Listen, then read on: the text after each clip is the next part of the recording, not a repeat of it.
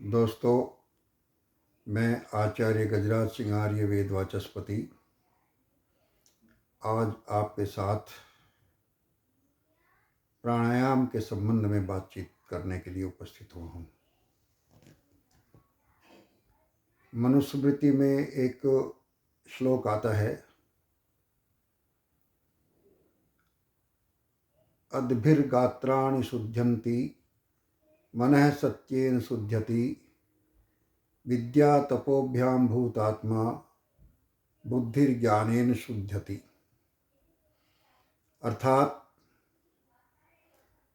पानी से बाह्य शरीर की शुद्धि हो जाती है, लेकिन आंतरिक शरीर की शुद्धि अर्थात मन की शुद्धि सत्य वचन, सत्य कर्म और सत्य व्यवहार से हो सकती है। और व्यक्तियों की आत्मा की शुद्धि विद्या अर्थात श्रेष्ठ आर्ष ग्रंथों के अध्ययन से, वेद, उपनिषद, गीता, महाभाष्य और सत्यार्थ प्रकाश जैसे सदग्रंथों के अध्ययन से प्राप्त विद्या के द्वारा और कठोर परिश्रम से हो सकती है। इसी तरह उचित और अनुचित, सही और गलत का निर्णय करने वाली बुद्धि की स्वच्छता, बुद्धि की शुद्धि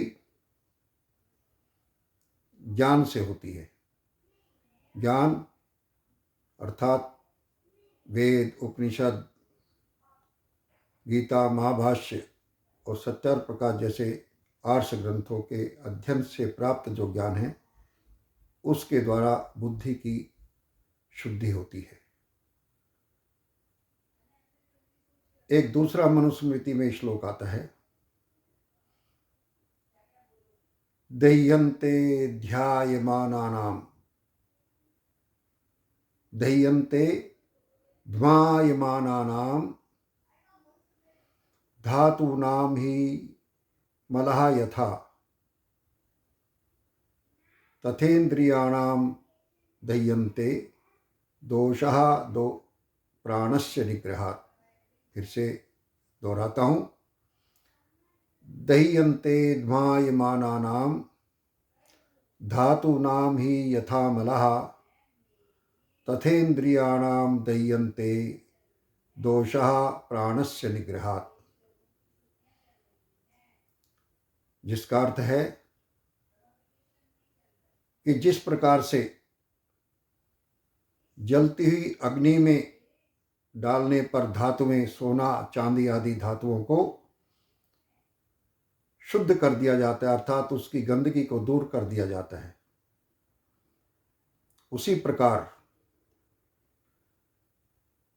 प्राणायाम के माध्यम से इंद्रियों में व्याप्त दोषों को दूर कर दिया जाता है। इसलिए हमें आंतरिक शुद्धि के लिए प्रतिदिन अपनी दिनचर्या के अंतर्गत प्राणायाम को अवश्य सम्मिलित करना चाहिए। प्राणायाम करते समय सबसे पहले जो प्राणायाम है उसका नाम है भस्त्रिका प्राणायाम। भस्त्रिका कहते हैं धोंकनी को। आपने देखा होगा जैसे बस्तियों में, गांव में बर्तन को, टूटे फूटे बर्तनों को ठीक करने वाले आते हैं, वो अग्नि जलाते हैं और धोंकनी के द्वारा अग्नि प्रज्वलित करके उस बर्तन को तपाकर उस बर्तन में टांका आदि लगाते हैं। इसी तरह लोहार जो लोहे का काम करते हैं, वे भी अग्नि को जलाते हैं और अग्नि को अच्छी तरह से जलाने के लिए जिस औजार का वो प्रयोग करते हैं उसको भी धोंकनी कहते हैं। अर्थात उस धोंकनी के द्वारा वायु ऊपर भरते हैं, फिर नीचे लाते हैं, ऊपर किया और नीचे, जैसे पंप का होता है, पंप ऊपर करने नीचे करते हैं तो हवा तेजी से अंदर जाती है, ऐसे ही उस धोखरी के द्वारा तेजी से जब हवा बाहर निकलती है तो भट्टी में जलती हुई अग्नि भड़कने लगती है।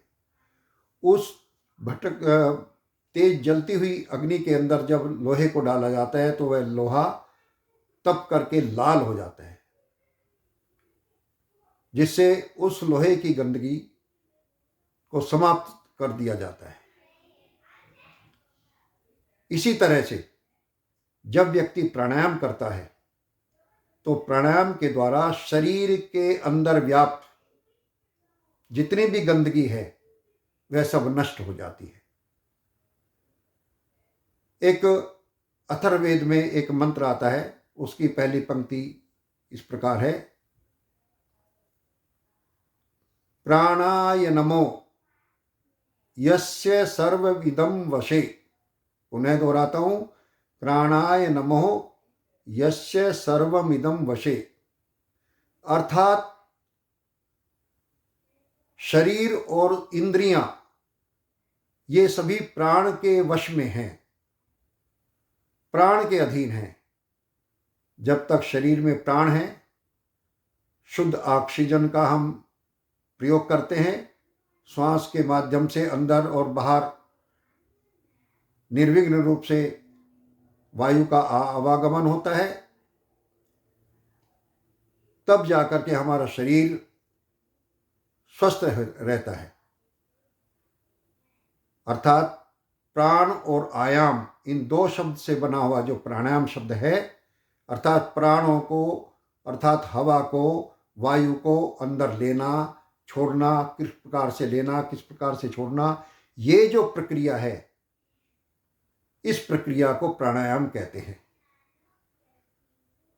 तो प्राणायामों में पहला जो प्राणायाम है वह भस्त्रिका प्राणायाम है। जैसे मैंने अभी बताया कि जैसे सुनार, लोहार और बर्तन ठीक करने वाले जो जिस औजार का काम करते हैं उसको धोखनी कहते हैं, उसके द्वारा प्रज्वलित अग्नि में धातुओं को डाल करके उनके मलों को दूर कर दिया जाता है। उसी तरह से जब हम भस्त्रिका प्राणायाम करते हैं, अर्थात तेजी से श्वास अंदर लेते हैं और तेजी से श्वास बाहर निकालते हैं, तो नाक के अंदर, गले के अंदर और फेफड़ों के अंदर जमा हुआ जो मल है और नस नाड़ियों में जो जमा हुआ मल है वो उन श्वासों के माध्यम से बाहर निकल जाता है। अर्थात शरीर की शुद्धि हो जाती, शरीर निर्मल हो जाता है। इसलिए हमें प्रतिदिन अपनी दिनचर्या में प्राणायाम को अवश्य सम्मिलित करना चाहिए। और पहला जो प्राणायाम है, जैसा मैंने अभी आपको बताया, वह है भस्त्रिका प्राणायाम। सबसे पहले हमें भस्त्रिका प्राणायाम करना चाहिए। उसको कैसे करते हैं मैं वो आपके सामने अभी प्रस्तुत करता हूँ। सबसे पहले हम सीधा बैठेंगे, किसी भी आसन में बैठे जिसमें आप बैठ सकते हैं। पद्मासन में चाहे पद्मासन में बैठे, सिद्धासन में जैसे, या फिर सुखासन जिसको साम आलती पालथी लगा कर जब बैठते हैं उसमें बैठे। और हाथ की जो उंगलियां हैं, जैसे अंगूठे के पास पहली उंगली है उसको मोड़ेंगे और अंगूठे के मूल में उसको लगाएंगे और अंगूठे से उसको दबाएंगे, बाकी उंगलियां सीधी रखेंगे। इस तरह से हम रख करके हाथों को घुटनों पर रखेंगे। इसको ज्ञान मुद्रा कहते हैं।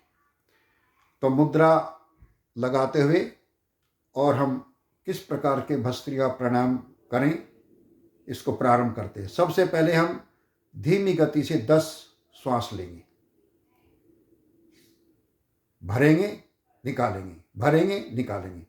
फिर अगले 10 थोड़ा तेज गति से करेंगे और उससे आगे 20-21 जो श्वास है वो और तेज गति से करेंगे। तो चलिए प्रारंभ करते हैं। पहले 10 धीमी गति से भस्त्रिका प्राणायाम।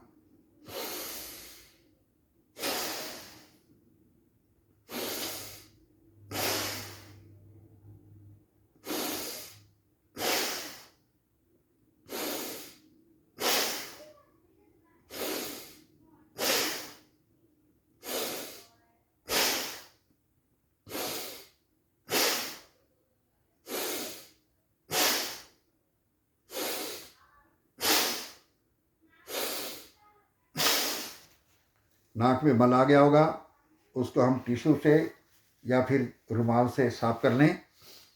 अगले 10 अर्थात 11 से 20 तक के थोड़ा और तेज गति से करेंगे।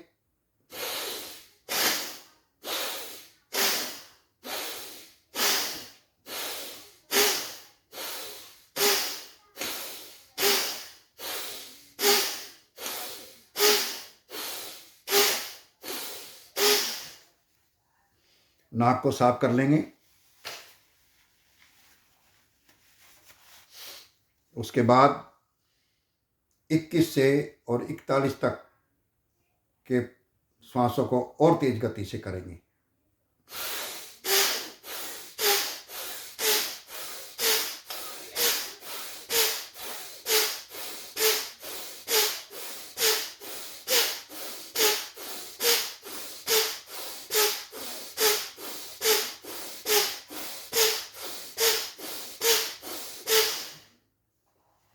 फिर से नाक श्वास कर लेंगे, नाक को साफ करेंगे। दोबारा फिर हम पहले 10 धीमी गति से करेंगे।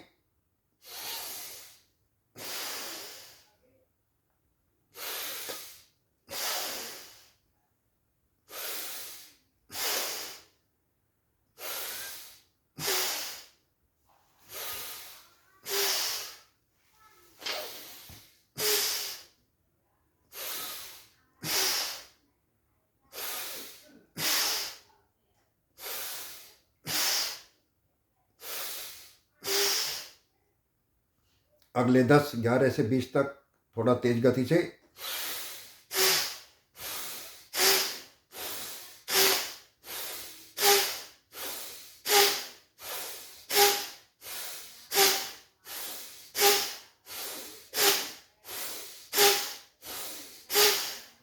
नाक साफ कर लेंगे। उसके आगे 21 से 41 तक और तेज गति से करें।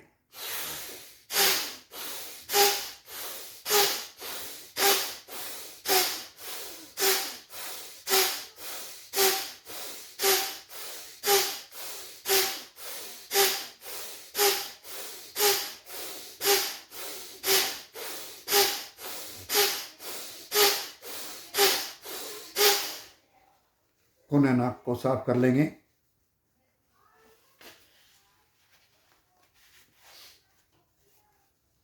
तीसरी बार फिर से पहले 10 धीमी गति से।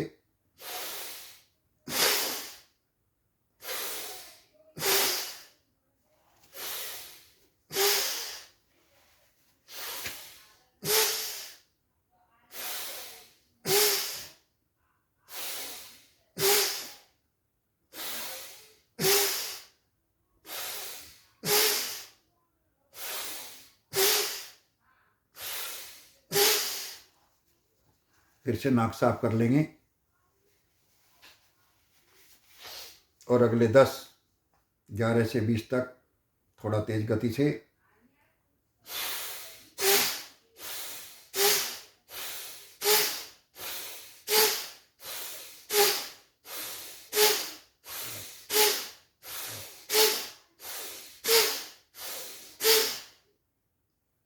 उसके आगे 21 से 41 तक और तेज गति से करेंगे।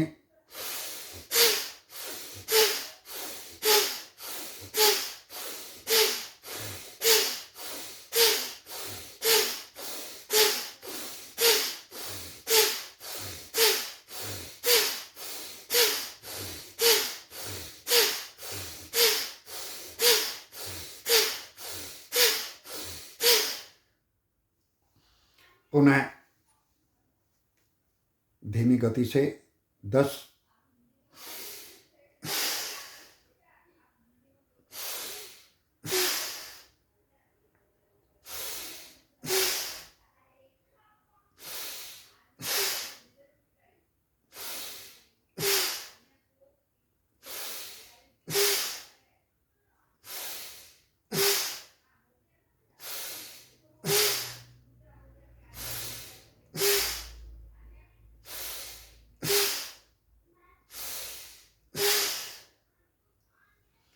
इस प्रकार हमने पहले 10 धीमी गति, उससे अगले 10 थोड़ा तेज, और उससे आगे 21 और तेज, इस प्रकार 3 बार हमने इनको किया।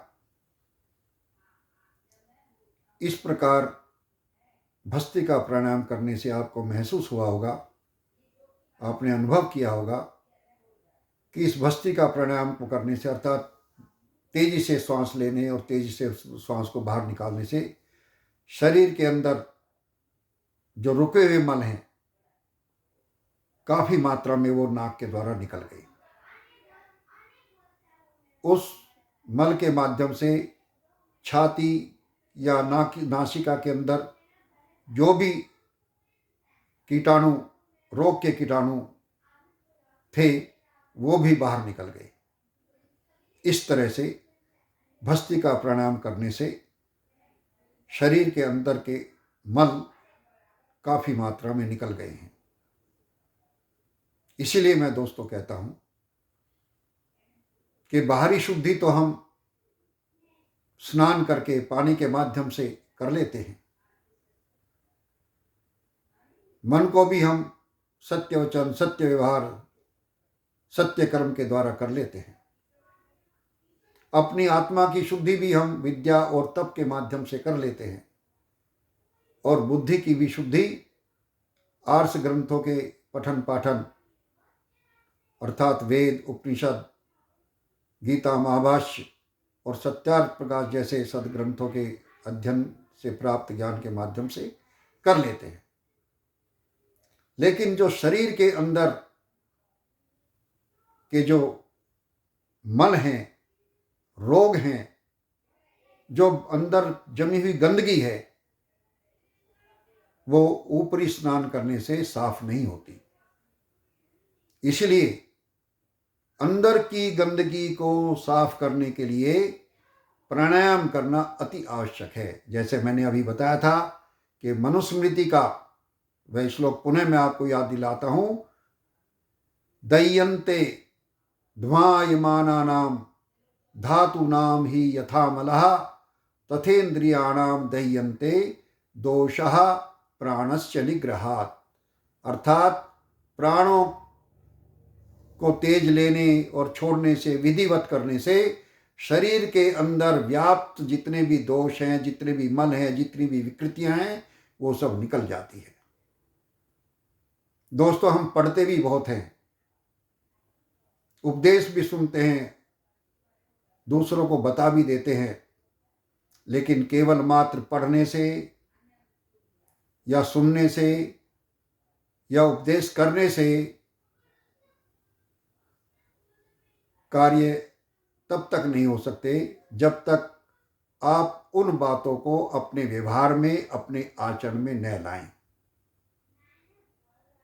इसलिए मेरा आपसे सबसे अनुरोध है कि अपने आप से यदि आपको प्यार है, यदि आप जीवन भर स्वस्थ निरोग रहना चाहते हैं,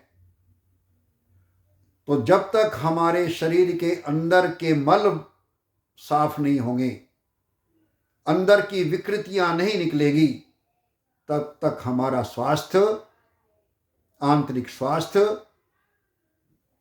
ठीक नहीं रह सकता। और उसका एक ही माध्यम है, वह है प्राणायाम।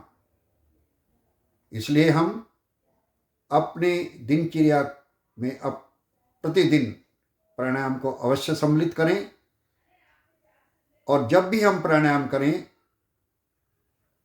एकांत में ध्यान मग्न होकर के प्रारंभ करें, और प्रारंभ में नासिका इत्यादि के फंसे हुए मल को बाहर निकालने के लिए सबसे पहले भस्त्रिका प्राणायाम का प्रयोग करें। क्योंकि तालाब के किनारे पर बैठने से या नदी के किनारे पर बैठने से हमें अंदर के जल का कैसा तापमान है अनुभव नहीं हो सकता जब तक कि हम उस तालाब में या उस नदी में नहीं उतरेंगे। तालाब या नदी में उतरने पर ही हमें पता लगता है कि इसका पानी ठंडा है, गर्म है या शीतोष्ण है। और उसमें डुबकी लगाने पर ही हमें पता लगता है कि डुबकी लगाने के बाद जो आनंद आता है वो देखने से प्राप्त नहीं हो सकता। मेरा कहने का तात्पर्य यही है बंधुओं कि हम जो भी पढ़ते हैं, सुनते हैं, उन अच्छी बातों को अपनी दिनचर्या का अंग बनाएं, अपने आचरण में ढालें। बाहरी शुद्धि तो हम स्नान आदि से कर लेते हैं, लेकिन आंतरिक शुद्धि प्राणायाम के माध्यम से ही हो सकती है। हम प्राणायाम को अपने जीवन का अंग बनाएं और पुनः निवेदन है कि प्राणायाम करते समय सबसे पहले आप प्राणायाम भस्त्रिका करें। इससे हमारा शरीर निरोग होगा, स्वस्थ होगा, जीवन में प्रसन्नता आएगी, आनंद होगा और बढ़ती हुई आयु को हम रोकने में समर्थ हो पाएंगे। बढ़ती हुई आयु को तो नहीं रोक सकते, लेकिन बढ़ती हुई आयु के कारण जो शरीर में बीमारियां पैदा हो जाती है, उन बीमारियों पर हम अंकुश लगा सकते हैं। इसलिए मेरा आपसे पुनः अनुरोध है कि हम रोज अपनी दिनचर्या के अंतर्गत प्राणायाम को भी सम्मिलित करें। सर्वप्रथम हम भस्त्रिका प्राणायाम करें। इन्हीं शब्दों के साथ आज की मैं अपनी बात को यहीं विराम देता हूँ। दोस्तों, यदि आपको मेरी ये बात अच्छी लगी हो तो आप इस वीडियो को लाइक अवश्य करें, शेयर करें और इस प्राणायाम को अपने जीवन में अवश्य ढालें। अपनी दिनचर्या का अंग इस प्राणायाम को अवश्य करें। इन्हीं शब्दों के साथ आप सभी को सादर नमस्ते।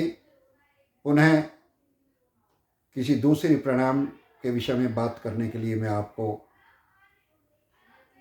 फिर मिलूँगा। तब तक के लिए सभी को सादर नमस्ते। ओम शम।